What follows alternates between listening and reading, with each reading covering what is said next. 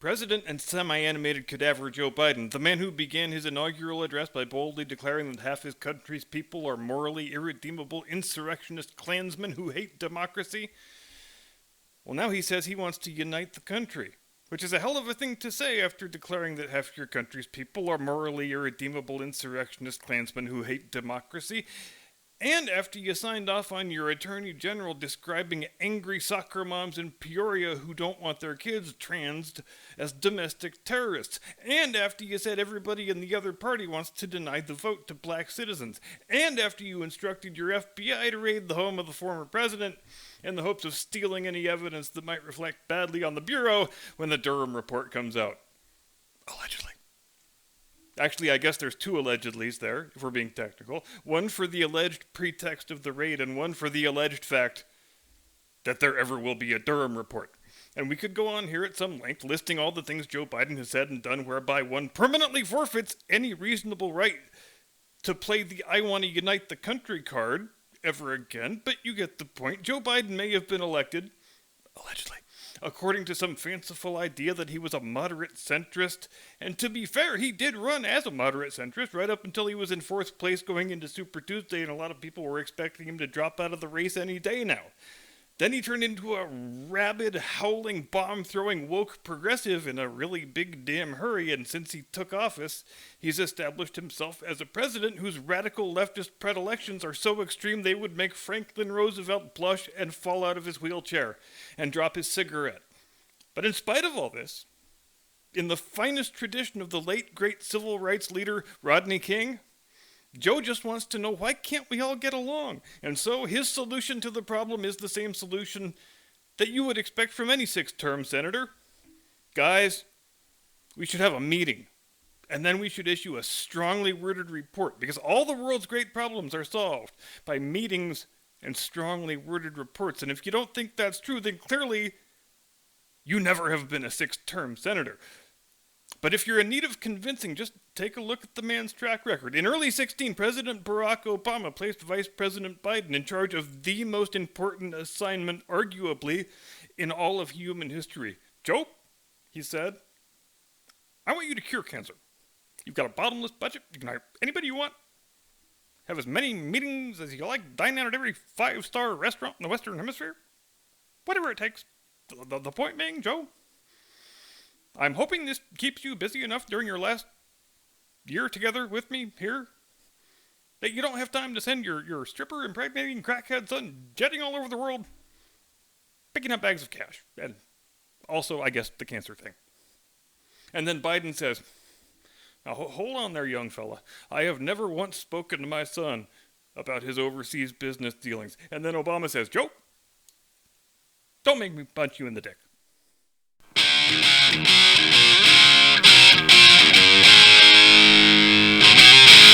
From high atop the battlements of Castle Curmudgeon, where we require our little boys to take 10 dick punches without crying in order to graduate from kindergarten. Good evening, Mr. and Mrs. America and all ships at sea. Welcome to the program. Happy Friday. I'm your eponymous host and humble servant. And let's talk about everybody's favorite topic, sexually transmitted diseases. Except, shit. I guess I have committed a monstrously homophobic act of violence right out of the gate by even referring to the monkeypox as a sexually transmitted disease. You're not supposed to do that, you see. The monkeypox is a silent killer that can afflict any person at any time, and the absolute last thing we want to do is associate the disease with male homosexuality.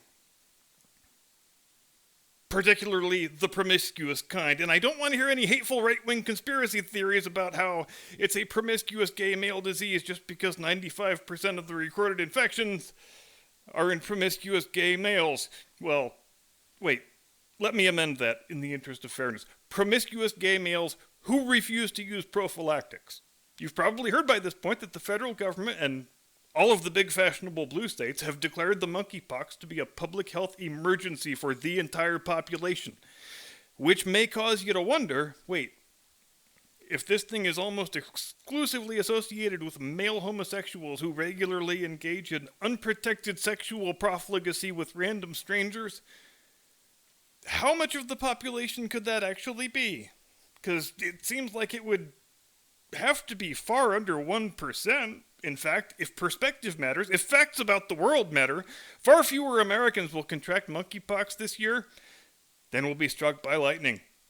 But no government authority, at least not to the host's knowledge, has taken the step of declaring a public health emergency so we can bring all of our forces to bear and wage war on the evil lightning monster. And as a public health matter, silly performative emergency declarations notwithstanding, it seems like the guidance should be fairly clear and uncontroversial. If you want to avoid the monkeypox, maybe postpone your birthday orgy for a couple weeks, 15 days to slow the spread, any of that ring a bell? Or barring that, maybe pass out condoms at your birthday orgy? But we're not allowed to say any of that, it seems, because in this new, more enlightened world where one mustn't state facts about the world if it might potentially hurt the feelings of an officially registered victim group, that is just the way things are now. And above all else, one must never suggest or even intimate that there might be a benefit associated with engaging in responsible sexual behavior. Which is a hell of a lot to take in when you're old enough, like me, to remember the mid-'80s when you couldn't watch MTV for 30 minutes without at least half a dozen rock stars telling you you're going to die a horrible, agonizing death if you don't practice monogamy and always use a fucking condom. But I guess those guys were all homophobes, weren't they? Even the gay ones. Who knew? And there's a hell of a contrast, of course, between the government response to the monkeypox and the government response to the great communist Chinese Wuhan Kung Flu coronavirus of 2019.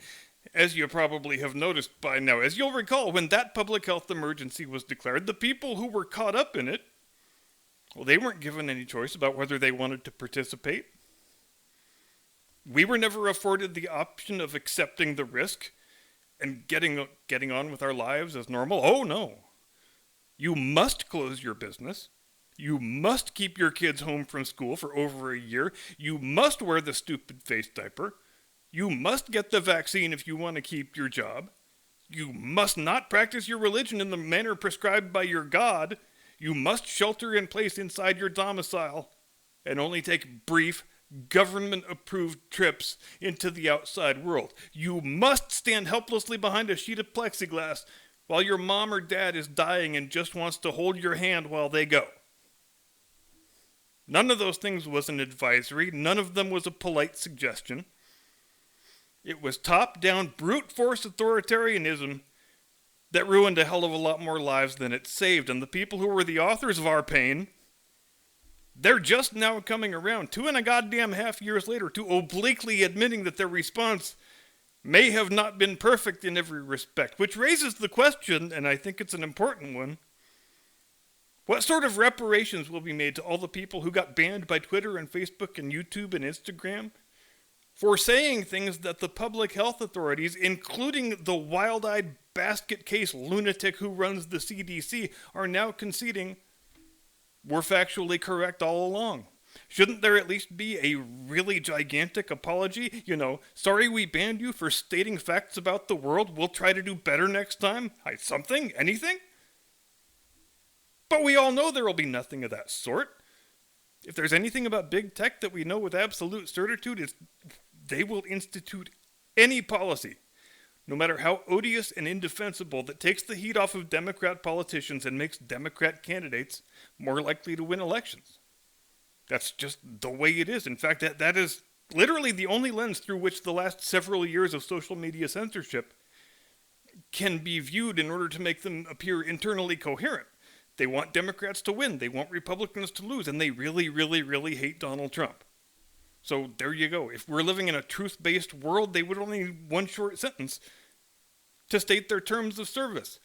All content detrimental to Democrats and the deep state is subject to being ban-hammered with extreme prejudice and immediate effect.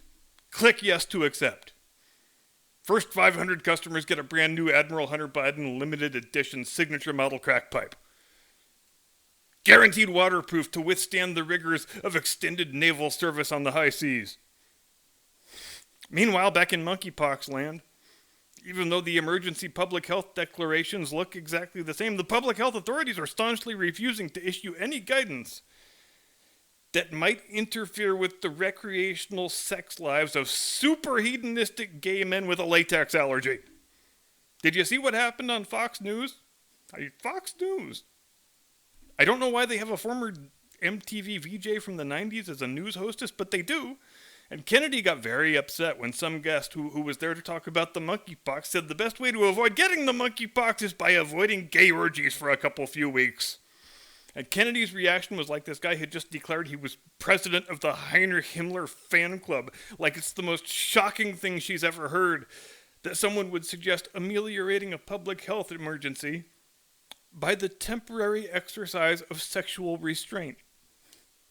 Because have we just become a nation of dogs and rabbits where we just all live to poop and copulate and not much else? Where saying maybe don't stick it in any strangers for a while is not only rude, but an outright act of bigotry. A call to violence, even. I mean, since that's the obligatory label that gets applied now to any statement that the wokesters find rhetorically inconvenient. And I think we have the young, gentle lady from New York 14th District to thank for that, frankly. That is her lasting contribution to the national political discourse. Well, that and making it socially acceptable to be from Long Island and talk like a surfer girl from West Covina. And I think I will digress here for a moment to remark on what a weird thing that has been to observe over the last 40 or so years of my living memory. In the first part of the 1980s, when Valley Girl and Fast Times at Ridgemont High came out, the way the characters talked in those films, it was a pastiche. It was an over-the-top parody of the accent and the lexicon of teenagers in Southern California at that particular moment in history. But then a weird thing happened. A few years later, in the mid-80s, everybody started getting a VCR, and they started renting those movies, and they watched them a shitload of times. And slowly, little by little, this parody version of the Southern California dialect became the dominant dialect of English in the entire United States. And you don't need to take my word for it. If you grab a 20-year-old girl out of any Starbucks in any town from sea to shining sea, there is a better than 50-50 chance that when she starts talking, it'll be, oh my God, like, what the hell? Like, you know? But I think the gentle lady from New York 14th District is the most extreme example of that phenomenon that I have yet encountered. She is growing up all the way on the extreme other side of the continent, in a place that has a very distinctive local accent and dialect. And when she opens her yap and words start coming out, she sounds like Moon Unit Zappa's freaking stunt double. The point being, from where this reporter is sitting, the dominance of Southern California English dialect across the whole country, that's been an unmitigatedly disastrous development if you are a fan of the English language. Our dialect is not a dialect that has had an edifying effect on the language as a whole. It's really been quite the opposite. In fact, seriously, if there was a place left in this country where I could encounter a young woman in her 20s and have her not talk like Jeff Spicoli, I would go live in that place. And with that, I am calling a halt to my little weird linguistic digression, which means I guess I have to go back to the monkeypox now. So Kennedy, she really freaks the hell out about this guy associating the monkeypox with sexually irresponsible conduct by gay men. She jumps all over him, just castigates the hell out of the guy, saying how monstrously irresponsible it is to associate a 97% gay male disease with gay males. And the other guy on the panel, to his eternal shame, he jumps right in on Kennedy's side and starts playing the worst version of the internet white knight. Oh yeah, Kennedy, you're absolutely right. I can't believe this homophobic lunatic is making these bigoted statements on the public airwaves. It's really a lot to take in. This guy, he really makes me sick. Postpone your gay orgies. What is this, Stalinist Russia? Postpone your gay orgies. We are America, damn it. We don't postpone our gay orgies for any man or any virus. Because my great-granduncle was at Pearl Harbor, damn it. And did he postpone his gay birthday orgy just because the ship took 2 torpedo hits and was sinking by the stern and he was chief of the damage control detail? Hell no, he didn't. He said, "Dadgummit, this is America. We don't abandon our core values for any little rice-eating sons of bitches. So I'm going to have my gay birthday orgy as scheduled, and when I'm goddamn good and finished, then we'll patch up the ship and we will give battle to the enemy." And you know, since we're on the subject of public health tonight, more or less, let's take a moment to celebrate a bit of good news. The U.S. Court of Appeals in the 5th District has affirmed the decision of the lower court, which struck down the United Airlines employee vaccine mandate. And I'm pleased to report it was not a close vote either. It was 13-4. But ultimately, it's just a confirmation of a thing we damn well knew already, that these employee vax mandates, private and public ones alike, were very clearly illegal and for a rather wide variety of reasons. If you're the judge, you can practically throw a dart at a dartboard and wherever it lands, take your pick. That's how many things from which you have to choose. But it also doesn't matter a whole hell of a lot, because the people who authored those mandates knew they were wrong, knew they were illegal, knew they would be struck down in court. But it didn't matter because all they had to do was promote compliance in the short term. And a lot of people didn't have the option of saying, I know this is illegal, I know it'll get struck down, but that won't happen probably for, a year or two? And in the meantime, I have got bills to pay and a family to support. And so, just like they planned it, a lot of people were effectively coerced into undergoing an experimental medical treatment that they didn't necessarily want or need. And that is evil. It is just straight up evil. It is contrary to every core principle of liberal democratic self-government for the state to use industrialized dishonesty and brute force coercion they know perfectly well is against the law, to promote some desired social engineering goal. The people who did this, and they are mostly Democrats, but there are plenty of Republicans in their number, they all, each and every one of them, need to be permanently excluded from ever-wielding political power again. But in the Joe Biden administration, according to our understanding so far, it is impossible to get fired. And Joe, if you weren't just trying to blow smoke up our ass, if you were actually serious about doing something to demonstrate your desire to bring the people of the country together, then I know a great place you could start by shit-canning Garland, Mayorkas, and Milley. Just the guys who have publicly admitting to shocking crimes that meet and blow straight past the standard of being impeachable. If there are any trolls in the audience tonight, I have an assignment for you. Take your pick out of Judy Garland, Alexandra Mayorkas, and Margaret Milley, since we don't impose gender roles around here, and state your rationale for how Trump's phone call with Zelensky was impeachable. But none of those guys' conduct is. As always, I do not delete comments. I will listen politely and give fair consideration to any thesis you manage to come up with. If you want to insult me personally at the same time, that is fine. Knock yourself out. There is no shortage of things to choose from. Just don't ever accuse me of not being ruggedly handsome. I hope everyone's work week has arrived at an agreeable conclusion. Here is wishing you and yours a perfectly delightful weekend in the greatest country under the sun, monster.